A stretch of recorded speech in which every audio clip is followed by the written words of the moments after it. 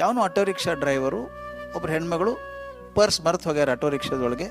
2 ಲಕ್ಷ ರೂಪಾಯಿದ್ದು ಆಭರಣ ಇತ್ತು ಅದರೊಳಗೆ. ಆ ಆಟೋ ಡ್ರೈವರ್ ಅವ್ರ ಮನೆಗೆ ಹೋಗಿ ಕೊಟ್ಟು ಬರ್ತಾನೆ ಅನ್ನೋದು ಯಾವತ್ತೂ ಫಸ್ಟ್ ಪೇಜಲ್ಲಿ ಬರೋಲ್ಲ, 7ನೇ ಪೇಜ್ ಕಡೆಗೆ ಬರೋದು. ಯಾಕೆ ಹಿಂಗಾಗ್ತದೆ?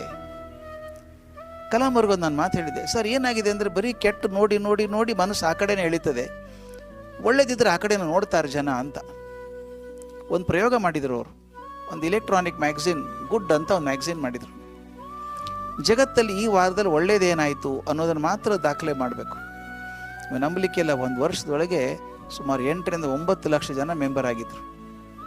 ನನಗೆ ಹೇಳಿದ್ರು, doctor K U R right, ಹೇಳಿದ್ದು ಕರೆಕ್ಟ್ ಇದೆ. ಅದು ಒಳ್ಳೇದು ನೋಡೋಕೆ ಸಿಕ್ಕರೆ ಜನ ನೋಡ್ತಾರೆ, ಸಿಗದೆ ಹೋದ್ರೆ ಏನು ಮಾಡ್ತಾರೆ, ಕೆಟ್ಟದ್ದು ನೋಡ್ತಾರೆ ಅಂತ.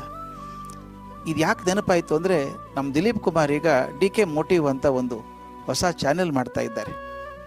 ಬಹಳ ಸಂತೋಷ ಆಯಿತು ನನಗೆ. ಅದ್ರ ಹೆಸರೇ ಮೋಟಿವ್.